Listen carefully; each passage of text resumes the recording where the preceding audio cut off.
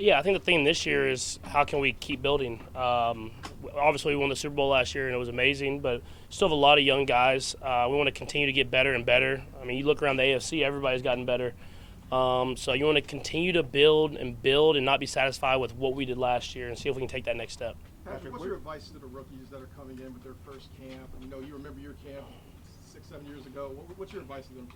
Yeah, I told those guys to make sure you're ready for it. I mean, obviously, St. Joe's is an amazing spot to have camp, and we come out here, have a lot of fun, but you got to be ready to work. I tell them if you can get through Andy Reid's training camp, then you're going to be able to get through an NFL season. I think they have to have that mindset, and they got a taste of it during OTAs and vet mini camp, but they're going to really see what it's like in training camp, and they know that if they do it the right way, they have a good chance of anybody to win that Super Bowl. Patrick, do you think Andy has a way of challenging you, again, a new way of challenging you this camp? 100%. I mean, he has a new way of challenging me, it seems like, every day. I always feel like I kind of mastered the offense, or I feel like I've kind of know what he's thinking at all times, and then he'll throw just a little curveball for me. And I think that's what makes him such a great coach is he continues to challenge everybody, not just me. I'm sure you ask Travis, you ask Chris Jones, you ask all these guys, they think the same thing because he doesn't let you be satisfied with where you're at. Patrick, your last game you were playing through a very significant injury. Just what's the status of your ankle as you start here?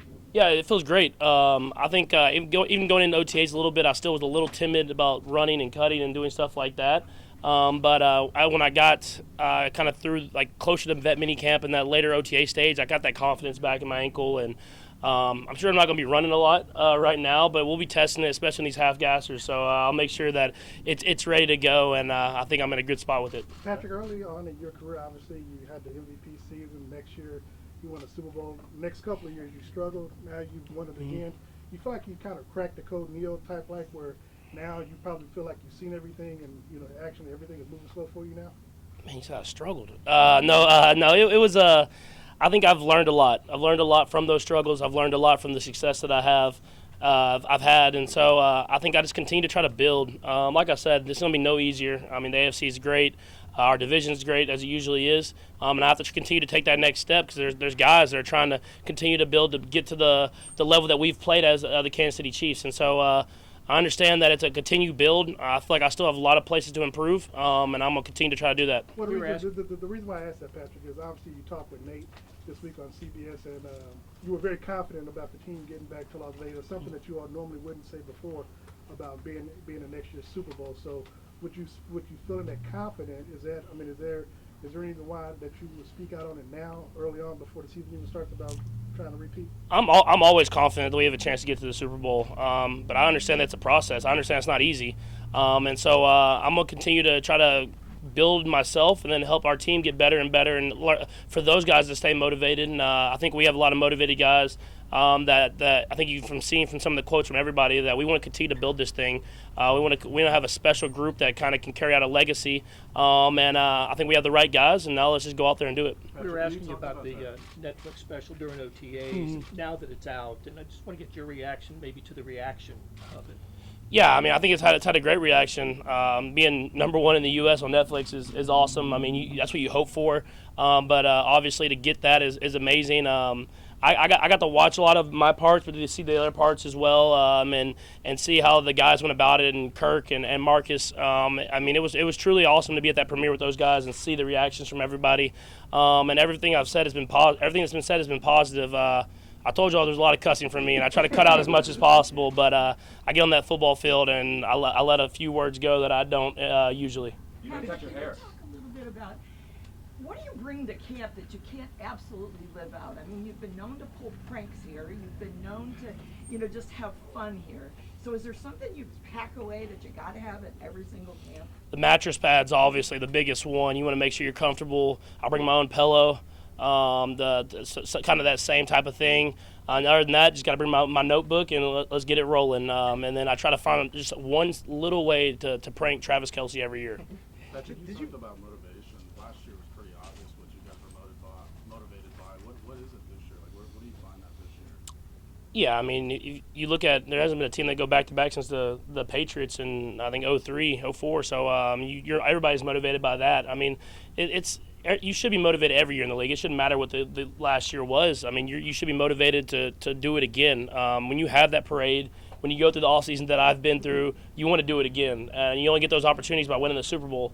And so for us, we want to make sure that we can build up and try to win that Super Bowl again, because that moment, that feeling is something that you just want to grab every single time that you get the opportunity to do. How do you think of it as your job to sort of ingrain all that, especially here in St. Joe's with the team? Yeah, it's extremely important. I mean, to get here and to be here and to get that work ethic every single day. And luckily, we have a lot of those guys coming back. And so, like last year, I was trying to tell those guys, like, hey, we need to go through this day. I know it's tough. I know it's not something we want to do, but you have to do it if you want to win that Super Bowl. Well, the guys know that now. And for the most part, I mean, obviously there's some new players, but guys know kind of what it takes. And so now let's do that together. Let's go out there and have that motivation every day to get better. And that's something that Coach Reed preaches. And I'm glad that we have that experience, at least to know that why we're here and why we're trying to be great all together. Couple more guys. Is it difficult to get excited about coming to camp and getting away from your little ones and away from your life? Yeah, I think that's the biggest thing that's changed for me is just getting away from the kids.